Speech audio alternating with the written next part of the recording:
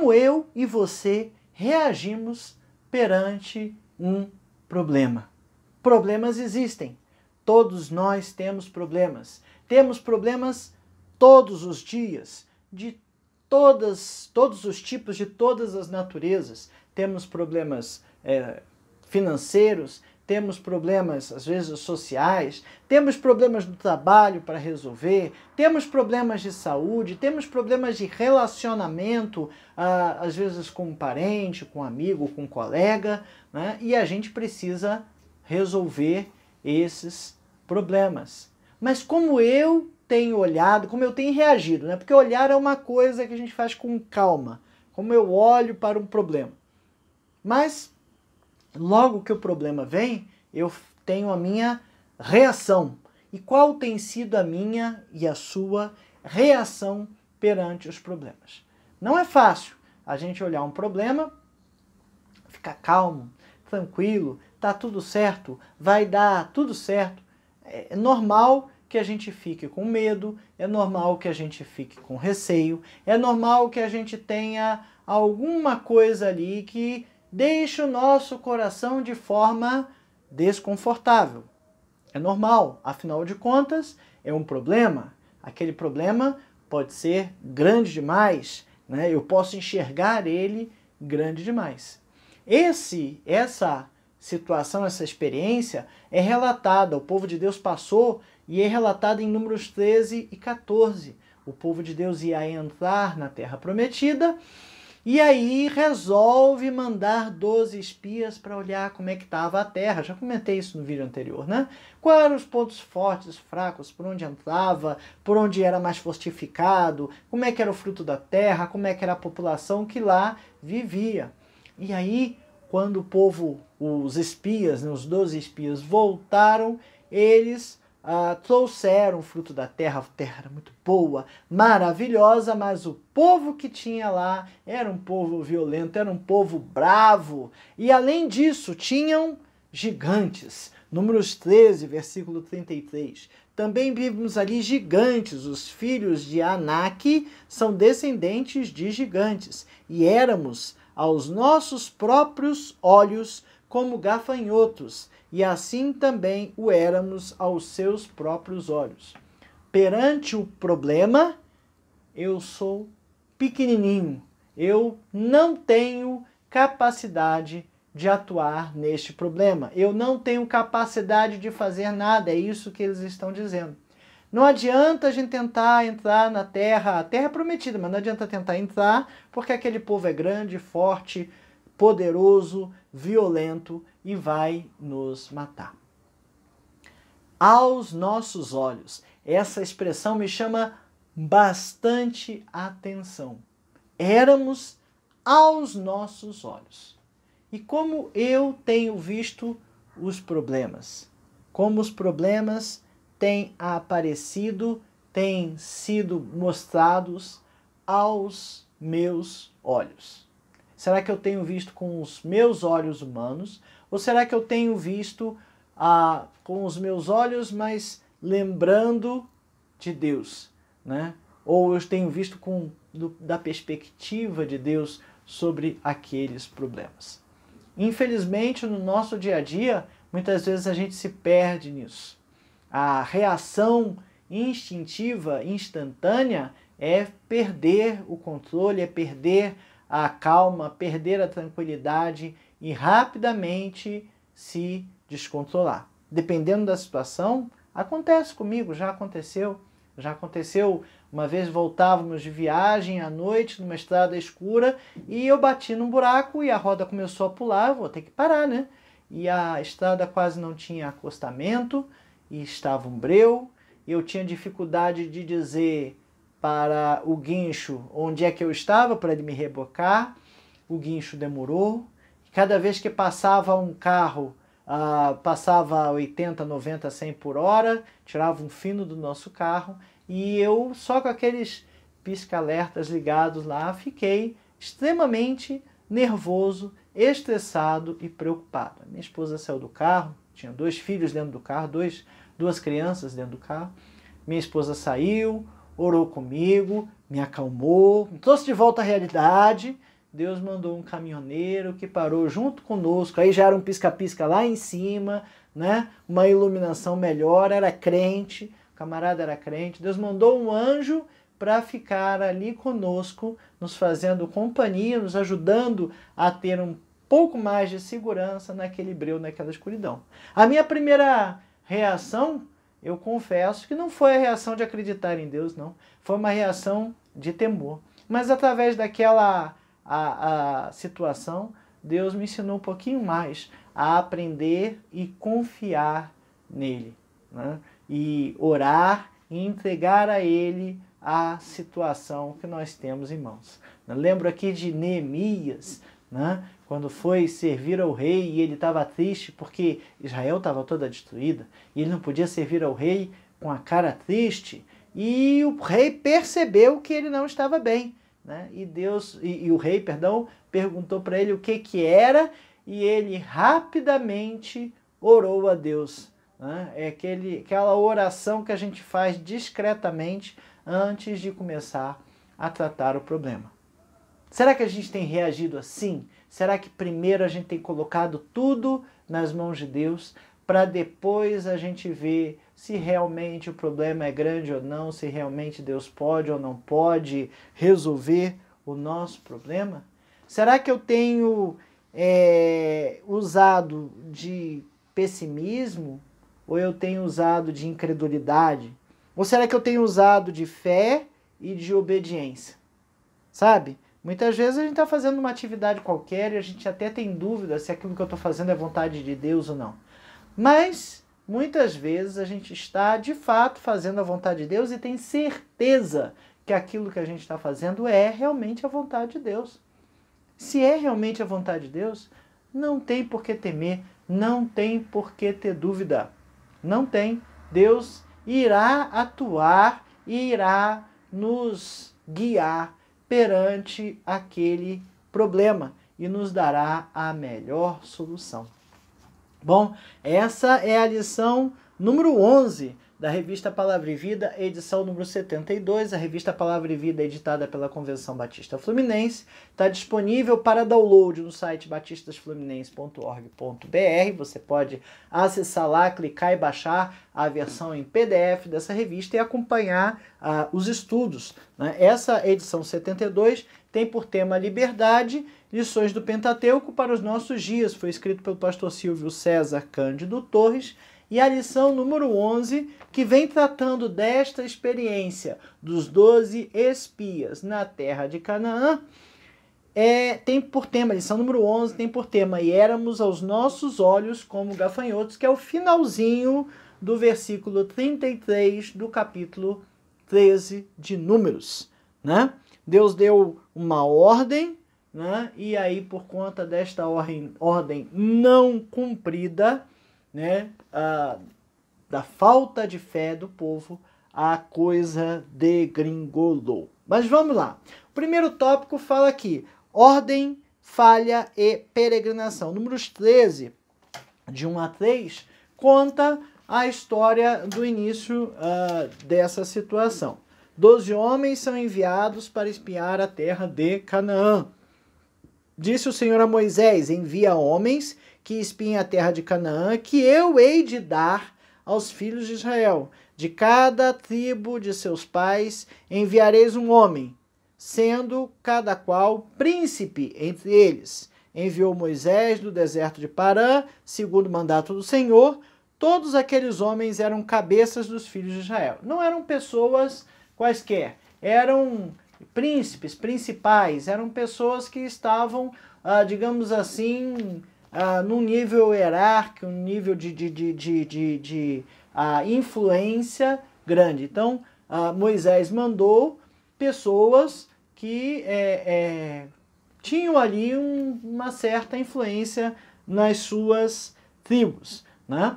E esse evento foi um evento extremamente significativo na história do povo de Deus. O povo aqui, Números 10, narra que eles já tinham 2 anos, Números 10, 11, aconteceu no segundo ano, no segundo mês, aos 20 do mês, que a nuvem se ergueu sobre o tabernáculo da congregação, os filhos de Israel puseram-se em marcha no deserto de Sinai, jornada após jornada, e a nuvem repousou no deserto de Parã. Então, depois de 2 anos que o povo saiu do Egito, a nuvem que ficava com eles, né, que era a presença de Deus, se movimentou e o povo foi atrás da nuvem e foi parar no deserto de Parã. E aí, dali eram uns 11 dias para entrar na terra prometida. E aí, inventou-se o povo pediu para dar uma olhadinha na terra, né? E essa missão era para colher informações e colher frutos a respeito daquilo ali, né? Se você continuar a ler ali o capítulo 13, nos versículos de 4 até 16, né, fala quem foi, e está ali entre eles Caleb e Josué. E no versículo 17, enviou-os, pois, Moisés a espiar a terra de Canaã, e disse: subi ao Neguebe, penetrai nas montanhas, vede a terra, que tal é, e o povo que nela habita, se é forte ou fraco, se poucos ou muitos, e qual é a terra em que habita, e qual é de como é, né? E qual é a terra em que habita, se boa ou má, e que tais são as cidades em que habita, se em arraiais, se em fortalezas. Também qual é a terra, se fértil ou estéril, se nela há matas ou não. Tende ânimo e trazei do fruto da terra. Eram aqueles dias, os dias das primícias das uvas. E aí, aqueles 12 entraram na terra com essa ideia, com essa perspectiva. Como é que é o povo? Se o povo era forte, se o povo era fraco, se morava em aldeia, se morava em fortaleza, se tinha mata, se não tinha mata, se tinha floresta, se não tinha floresta, como é que era o fruto da terra, a terra era fértil, a terra não era fértil. Fizeram um levantamento de campo para que pudessem montar uma estratégia para entrar ali e tomar a terra. Nada de mal nisso, né? Nenhum problema nisso. A gente precisa ter estratégias para cumprir até mesmo a vontade de Deus. Deus coloca uma missão, né? Vai fazer isso. Então vamos ver como é que é o jeito melhor. Não, esse canal, eu entendi que de Deus que era para gravar o canal. Tá, e como é que eu vou gravar o canal? Eu vou gravar desse jeito, vou fazer daquele jeito, qual é a melhor forma? Como é que é o formato, né? Quanto tempo eu demoro para colocar no ar? O que eu devo falar, o que eu não devo falar? Devo editar, não devo editar? Como é que eu devo fazer? É estratégia. E o povo precisava também montar esta estratégia. O problema é que, quando eles voltaram, os relatos não foram animadores. Foram relatos alarmantes, né? Lá pelo versículo 26, começa os relatos. Ao cabo de 40 dias, voltaram de espiar a terra. 40 dias. Caminharam e vieram Moisés e Arão e a toda a congregação dos filhos de Israel no deserto de Parã e Cádiz, deram-lhes contas a ele e toda a congregação e mostraram-lhe o fruto da terra. Relataram a Moisés e disseram: fomos à terra a que nos enviaste, e verdadeiramente mana, leite e mel. Esse é o fruto dela. Diz que 2 homens tiveram que trazer um cacho de uva, né? Trouxeram, né? Vieram até o vale de Escol e dali cortaram um ramo de vide com um cacho de uvas, o qual trouxeram 2 homens numa vara. Versículo 23, era um cacho de uva grande. Então a terra manava leite e mel.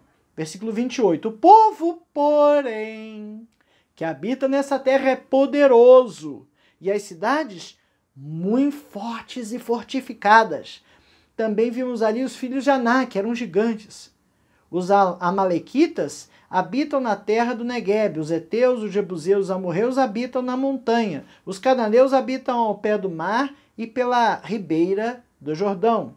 Então Caleb fez calar o povo perante Moisés e disse, Caleb estava no grupo que foi: eia, subamos e possuamos a terra, porque certamente prevaleceremos contra ela. Porém, os homens que com ele tinham subido disseram: não podemos subir contra aquele povo, porque é mais forte do que nós. E diante dos filhos de Israel, infamaram a terra que haviam espiado, dizendo: a terra pelo meio da qual passamos a espiar é terra que devora os seus moradores, e todo o povo que vimos nela são homens de grande estatura. Também vimos ali gigantes, os filhos de Anak, são descendentes de gigantes. E éramos aos nossos próprios olhos como gafanhotos, e assim também o éramos aos seus olhos. As notícias trazidas pela maioria dos espias foi alarmante. E eu fico pensando, perante as dificuldades que nós temos na nossa vida, será que eu tenho trazido notícias alarmantes ou notícias de vitória, calma, tranquilidade? Deus vai nos dar a vitória. Será que eu tenho feito como?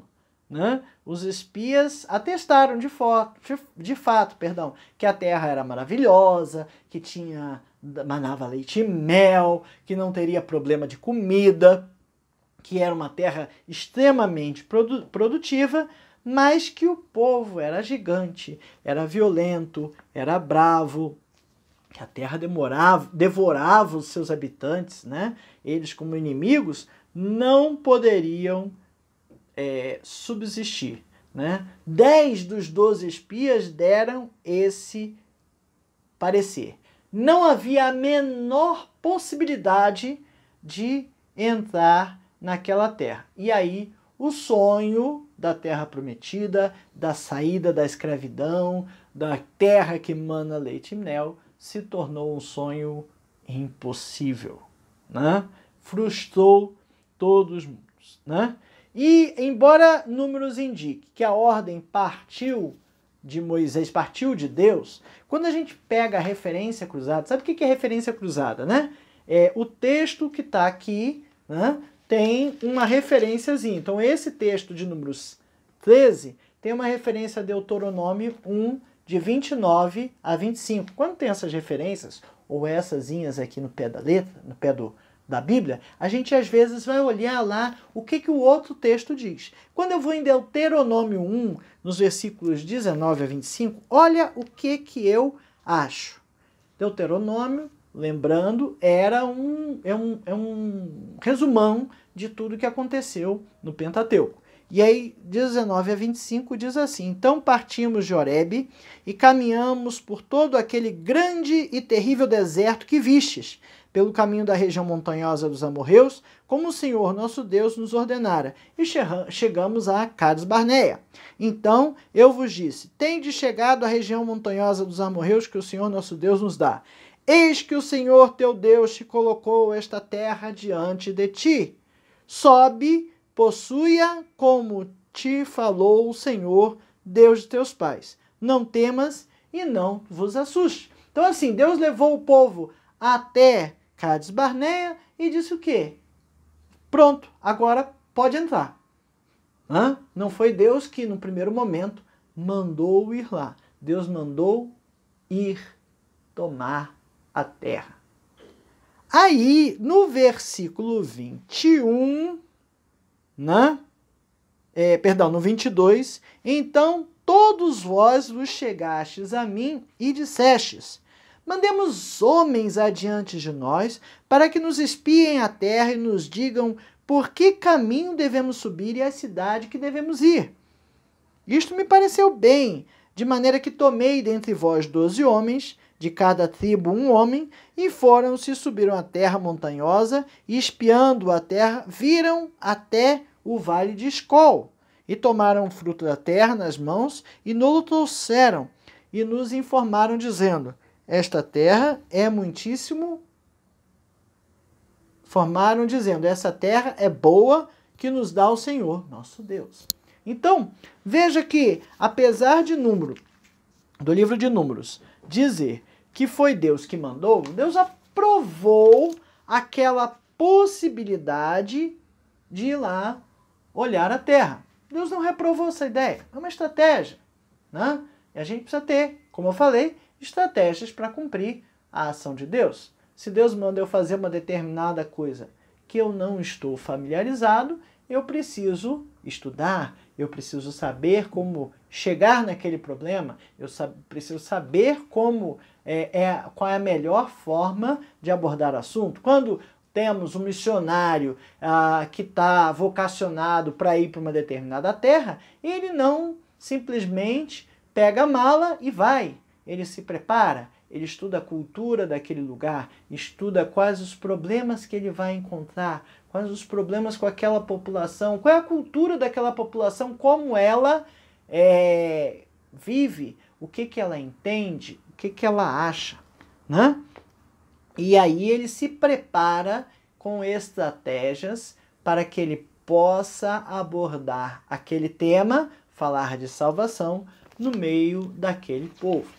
Então, Deus não viu com maus olhos o povo querer ir lá olhar, mas sabia que aquilo ali poderia resultar em algo não muito tranquilo, não muito bom, que foi o que aconteceu, porque colocou a fé em prova. No momento que você para analisar muito bem qual o problema, qual é a situação, qual é a missão que Deus está te dando, você naturalmente coloca a sua fé em prova, porque você toma ciência do tamanho do problema. Mas veja, o plano original não era esse. O plano original que está aqui em Deuteronômio, né? Já no versículo 21, chegou lá, sobe, possua, como te falou o Senhor, teu Deus e teus pais, não temas e não te assustes, vai que é tua. Não é isso? Simplesmente confia em Deus. Simplesmente confia em Deus. Porém, ficou muito claro que tal episódio foi uma demonstração da fraqueza de fé daquele povo. Houve a permissão de Deus, sabe? Vontade permissiva de Deus. Deus permite que a gente faça as coisas. E nós somos colocados à prova quando a gente faz aquilo que Deus permite que façamos, né? E Deus permitiu. Porém, eles observaram aquela situação toda com os olhos naturais, não com os olhos da fé. E aí deu no que deu. Como tem sido o foco que eu e você analisamos os problemas? Preciso de estratégias? Preciso. Para resolver um problema, preciso de estratégia. Qualquer problema, eu preciso ter uma estratégia. Eu preciso entender qual é o problema, ver como eu posso resolver, possíveis soluções, caminhos e coisas assim. Beleza. Mas como eu me porto enquanto eu estou analisando esse problema? Né? O segundo tópico me fala, faltou fé e sobrou incredulidade. E aí a gente tira pelo menos duas lições interessantes ali. A primeira delas é que nós podemos ter o nosso coração e o nosso ânimo envenenado pelas impressões ou pelas posições dos outros. Esses 10 espias, né? Fizeram o quê? No capítulo 14 continua assim. Levantou-se, pois, toda a congregação e gritou em voz alta, e o povo chorou aquela noite. Imagina o povo se lamentando a noite toda. Todos os filhos de Israel murmuraram contra Moisés e contra Arão, e toda a congregação lhes disse: tomara tivéssemos morrido na terra do Egito, ou mesmo neste deserto. E por que nos traz o Senhor essa terra? Para cairmos à espada e para que nossas mulheres e nossas crianças sejam por presa? Não nos seria melhor voltarmos para o Egito? E diziam uns aos outros: levantemos um capitão e voltemos ao Egito. Então Moisés e Arão caíram sobre o seu rosto perante a congregação dos filhos de Israel. E Josué filho de Num, e Caleb, filho de Jefoné, dentre os que espiaram a terra, rasgaram suas vestes, que era um sinal de indignação. E falaram a toda a congregação dos filhos de Israel, dizendo: a terra pelo meio do qual passamos a espiar é muitíssimo boa. Se o Senhor se agradar de nós, então nos fará entrar nessa terra e nola dará, a terra que mana leite e mel. Então somente não sejais rebeldes contra o Senhor, e não temais o povo desta terra, porquanto como pão os podemos devorar. Retirou-se deles o seu amparo, o Senhor é conosco. Apesar disso, toda a congregação disse que os apedrejassem. Esses caras são malucos, apedreja esses caras aí. Não tá vendo que a situação tá ruim? Vem falar de que Deus vai... Gente, apedreja esses caras, né? Porém, a glória do Senhor apareceu na tenda da congregação, os filhos de Israel. Disse o Senhor a Moisés: até quando me provocará este povo? E até quando não crerá em mim, a despeito de todos os sinais que fiz no meio dele? Com pestilência o ferirei e o deserdarei, e farei de ti povo maior e mais forte do que esse. Deus ficou extremamente, irado. Mas tudo isso por quê? 10 dos 12 voltaram com uma visão pessimista. Eles plantaram no coração do povo a semente da dúvida, plantaram a insegurança, plantaram todo o temor, né? E aí eu pergunto assim, será que eu tenho deixado os meus ouvidos contaminarem o meu coração? Palavras desse tipo que as pessoas falam, dizendo que os problemas são grandes e não podemos superá-los, será que eles têm envenenado o meu coração ou não? Né? Pessoas pessimistas, coração cheio de frustração, atrapalha o nosso ano, desanima a continuar, né? A gente precisa fechar os nossos ouvidos e ter a nossa direção sempre certa, muito bem certinha, direcionada a Deus. O que eu tenho feito com relação a isso? Segunda lição que a gente pode tirar desse relatório dos espias, né? O relatório deles foi bastante exato, né? A terra era bela, só que, porém, habitadas por povos perigosos, né? Aqueles espias deram ênfase nas dificuldades, né? E aí a gente precisa ter um cuidado com isso. Será que eu tenho sido parte do problema ou será que eu tenho sido parte da solução? Quantas vezes nas nossas igrejas a gente encontra situações complicadas, ruins, difíceis e senta no banco, fica sentado e reclama. Reclamar não vai ajudar nada. Falar que tá ruim não vai ajudar nada, né? Aumentar o problema não vai ajudar nada. Eu tenho que ser parte da solução, não parte do problema. Eu tenho que ter foco na solução, não foco no problema, né? Não sei se é verídico ou não essa história, mas conta-se que nas primeiras viagens espaciais, os americanos tiveram problemas em anotar dados no espaço, porque a caneta esferográfica que se tinha, ela era feita para funcionar com gravidade. E como no espaço não tinha gravidade, não conseguia fazer anotações com aquelas canetas, porque a tinta não descia, porque nada puxava. E aí eles gastaram não sei quantos milhões para fazer uma caneta que escrevia para cima, para baixo, para um lado, para o outro, debaixo d'água, fora d'água, com gravidade, sem gravidade. Muito dinheiro gasto nisso, né? Diz que os russos usavam lápis. Qual era o problema? Era anotar ou a caneta não escrever? Qual o foco que eu tenho dado nas coisas? Eu tenho dado foco no problema ou foco na solução.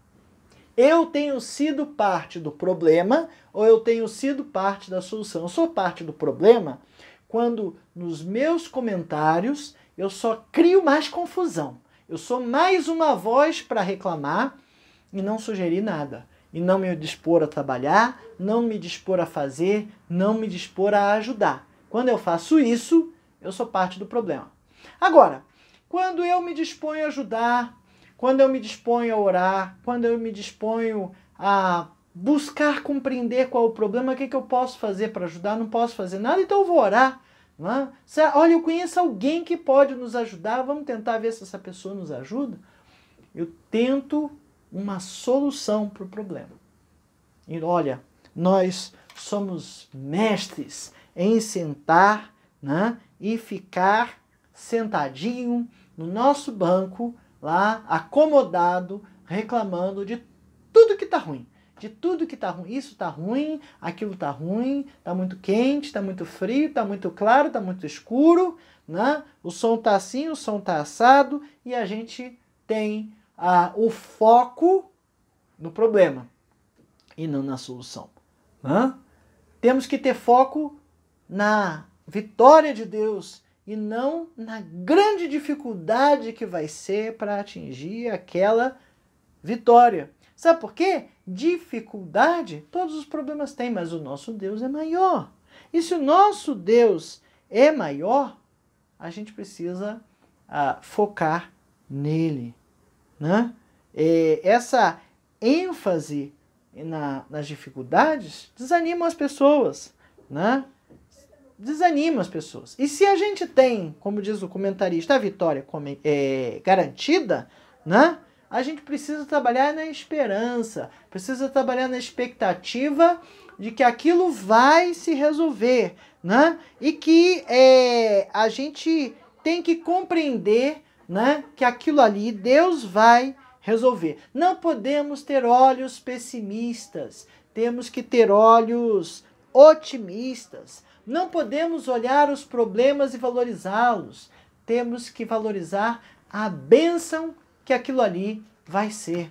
Quantas vezes a gente deixa de fazer coisas porque ao invés de focar na bênção que aquilo ali vai trazer, nós focamos nos problemas que temos para chegar àquilo ali. Fico imaginando esses dias, a junta comprou uma carreta extremamente cara, né? É só problema. É equipamento caro, a carreta é cara, na hora de abastecer é caro, e de onde vai vir o dinheiro? Olha, esse não é um problema meu, esse é um problema de Deus. O nosso problema é cumprir a missão dele. E graças a Deus temos uma carreta com consultórios de dentista, que tem ido pelo sertão e tem ajudado, apoiado e feito a obra missionária.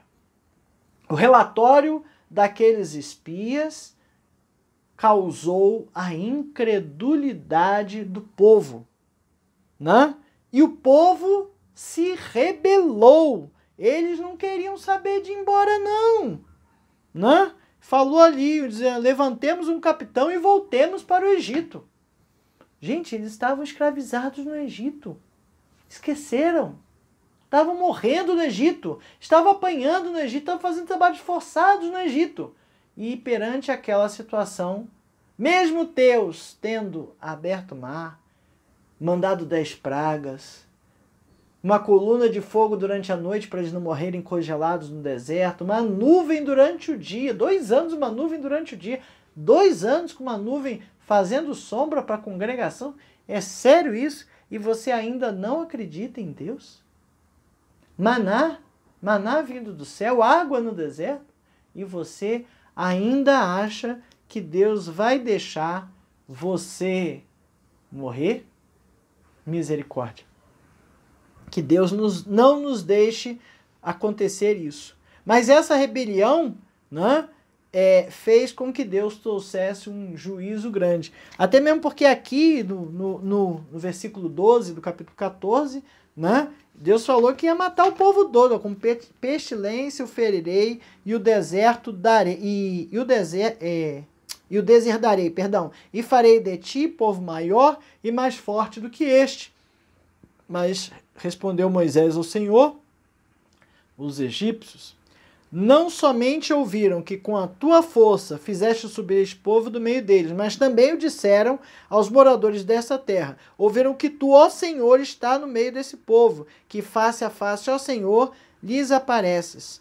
Tua nuvem está sobre eles e vais adiante deles numa coluna de nuvem de dia, uma coluna de fogo de noite.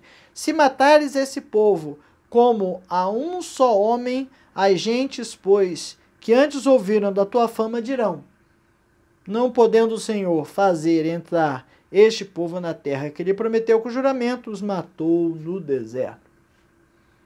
E aí Deus resolveu então não matar.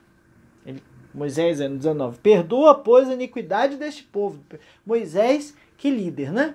O povo todo errado, fazendo besteira, e ele vai lá e se coloca a interceder pelo povo. Né? E aí Deus resolve então dar um castigo. A partir do versículo 20, capítulo 14, versículo 20, temos aqui o castigo que Deus deu ao povo. Tomou-lhe o Senhor, segundo a tua palavra, eu lhe perdoarei. Segundo a tua palavra, tornou-lhe o Senhor, perdão. Segundo a tua palavra, eu lhe perdoarei. Porém, tão certo como eu vivo, e como a toda a terra se encherá da glória do Senhor, nenhum dos homens que, tendo visto a minha glória e os prodígios que fiz no Egito e no deserto, nenhum dos homens, tendo visto a minha glória e os prodígios que fiz no Egito e no deserto, todavia me puseram à prova já 10 vezes, e não obedeceram a minha voz. Nenhum deles verá a terra que com juramento prometi a seus pais. Sim, nenhum deles que me desprezaram haverá. Porém o meu servo Calebe, visto que nele houve outro espírito, perseverou em seguir-me. E o farei entrar na terra que o espiou, e a sua descendência possuirá. Ora, os amalequitos, os cananeus, habitam no vale. Mudai amanhã de rumo e caminhai para o deserto, pelo caminho do Mar Vermelho. Depois disse o Senhor a Moisés e Arão: até quando sofrerei esta má congregação que murmura contra mim, tendo ouvido as murmurações que os filhos de Israel proferem contra mim? Por minha vida, diz o Senhor, por minha vida, diz o Senhor, que como falastes aos meus ouvidos, assim farei a vós outros. Neste deserto cairá o vosso cadáver, como também todos os que de vós foram contaminados segundo o censo, de 20 anos para cima, os que dentre vós contra mim murmurastes. Não entrareis na terra a respeito da qual jurei que vos faria habitar nela, salvo Calebe, filho de Jefoné, e Josué, filho de Num. Mas os vossos filhos, que dizeis, por presa serão, farei entrar nela, e eles conhecerão a terra que vós desprezastes. Porém, quanto a vós, vosso cadáver cairá nesse deserto. Vossos filhos serão pastores nesse deserto 40 anos, e levarão sobre si as vossas infidelidades, até que o vosso cadáver se consuma nesse deserto. Segundo o número dos dias que os espiastes a terra, 40 dias, cada dia representando o ano, levarei sobre vós as vossas iniquidades, 40 anos, e tereis experiência do meu desagrado. Deus fez isso porque estava aborrecido com o povo. 40 anos o povo ficou no deserto. 1 ano para cada dia que os espias foram lá olhar. Nosso comentarista comenta que foram 38 anos, na realidade foram 38 anos, né? Deuteronômio 2,14, de fato, diz que de Cades Barneia até entrarem foram 38 anos. O tempo que caminhamos desde Cades Barneia até passarmos o ribeiro de Zered foram 38 anos, até que toda aquela geração dos homens de guerra se consumiu no meio do arraial, como o Senhor jurara. Mas se a gente for ver lá em Números 10, eles já estavam 2 anos no deserto. Então, 40 anos eles ficaram no deserto. 40 anos eles ficaram no deserto. E toda aquela, Números 10, 11, já diz que eles estavam 2 anos no Sinai e se movimentaram até o deserto de Parã, tá certo?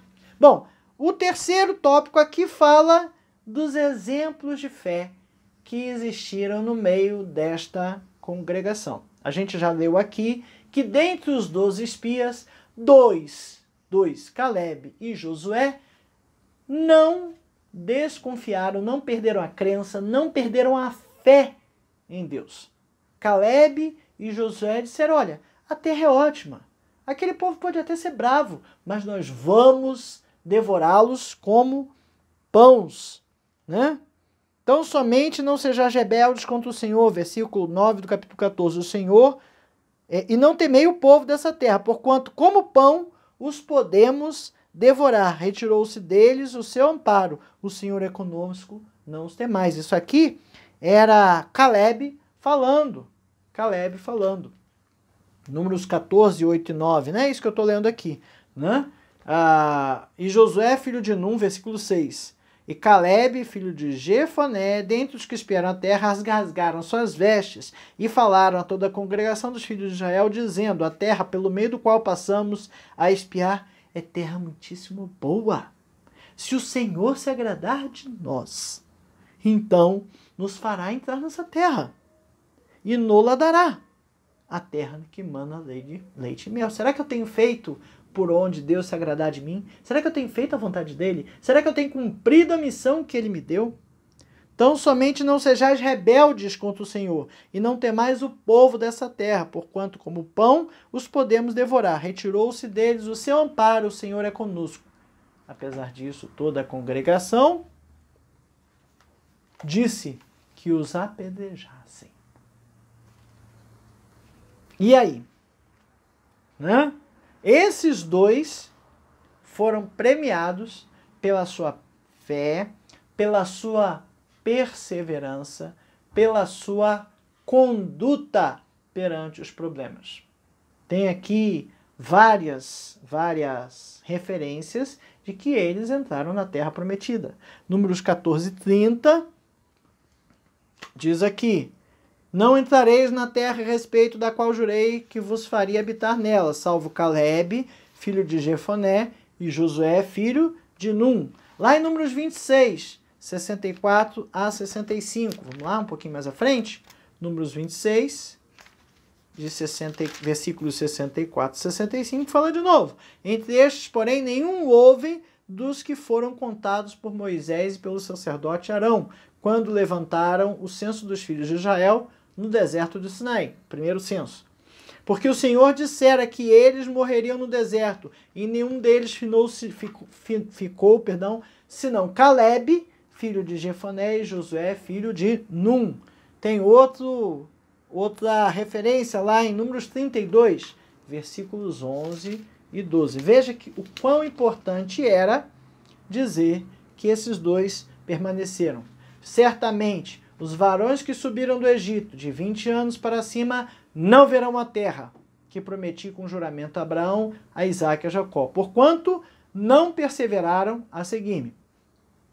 Exceto Caleb, filho de Jefoné, o quenezeu, Josué, filho de Num, porque perseveraram em seguir ao Senhor. Olha que maravilha é confiar em Deus. Olha que maravilha é ter a esperança em Deus. Olha que maravilha é colocar a nossa confiança em Deus.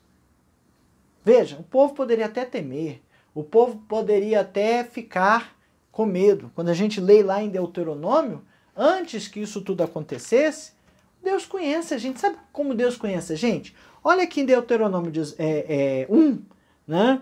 19, aqui ó, versículo 21. Eis que o Senhor teu Deus te colocou esta terra diante de ti, sobe e possuía, como te falou o Senhor, Deus de teus pais. Não temas e não te assustes. Por que Moisés falou isso? Porque Deus conhece nosso coração. Deus sabe que eu e você, perante o problema, vamos ficar assustados. Deus sabe que eu e você, perante o problema, vamos temer. Deus sabe que a gente vai temer nas bases e vai ficar com medo, vai ficar com receio. Essa reação é uma reação humana. Quanto mais a gente tiver fé em Deus, quanto mais estivermos nos relacionando intimamente com Ele, mais rapidamente isso vai passar. O que não pode é esse medo, esse temor virar murmuração, virar maldição, amaldiçoar. O povo foi inflamado por aqueles 10, o povo ficou, nervoso, sem expectativa, né? Murmuraram contra Moisés, murmuraram contra tudo que estava acontecendo, reclamaram de Deus e pediram para voltar para a escravidão. Olha que absurdo. Parece extremamente absurdo, mas aquele povo fez isso. Isso não pode acontecer. Eu posso sim ficar com medo. É difícil? Muito difícil. Esse problema é gigantesco. Mas se eu estou na presença de Deus e aquele problema surgiu, eu preciso acreditar que Deus vai me dar a vitória sobre ele. Não pode ter problema nisso, né? Perseverar é difícil. Vários problemas acontecem, tanta coisa acontece, tanta dificuldade. Eu vou, pulo uma, acontece outra, e a outra de novo, resolvo a outra e vai em outra dificuldade.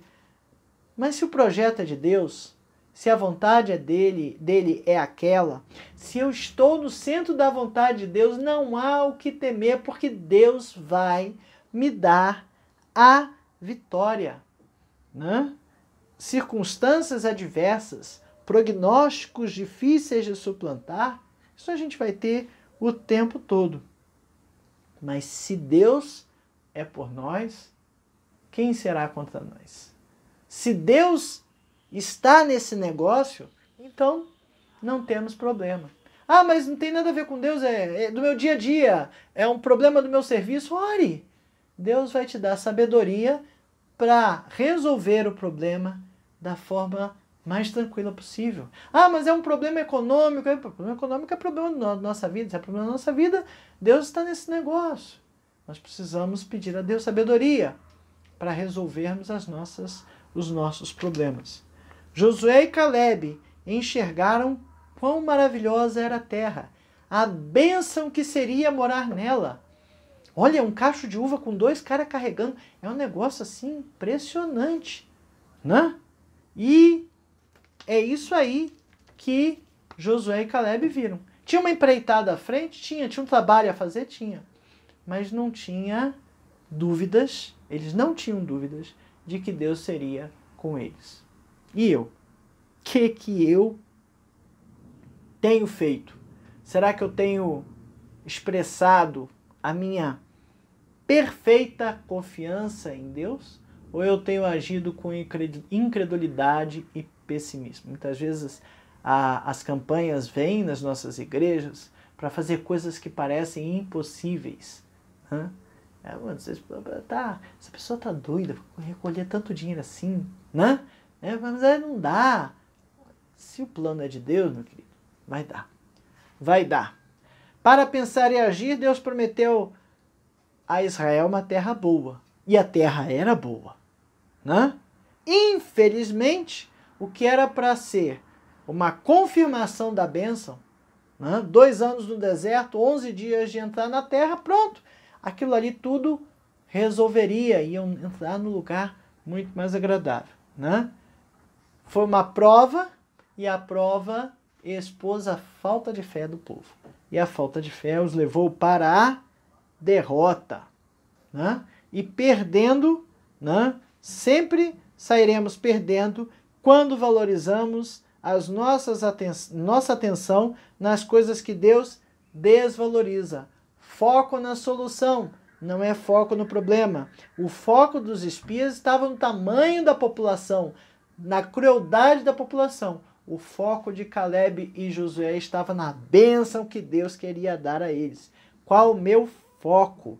Quais são os nossos desafios, nossos adversários espirituais? eles podem parecer, ou podem até ser, mais fortes do que nós. Mas o nosso Deus é muito maior. Aprendemos com Josué e Caleb, né?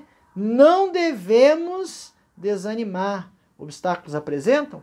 Foco em Deus, né? E último, às vezes nossas vidas, quando estamos diante de desafios que julgamos intransponíveis, pensamos ser mais fácil retornar ao local da escravidão. Estava tão mais fácil daquele jeito. Será mesmo? Tem um provérbio popular, né, que diz aí, não diga para Deus o tamanho dos seus problemas, diga para o seu problema o tamanho do seu Deus. Que nós consigamos, que Deus nos ajude e nos apoie e nós mantenhamos a nossa fé, a nossa esperança e a nossa perspectiva nele. Que Deus nos dê esta bênção.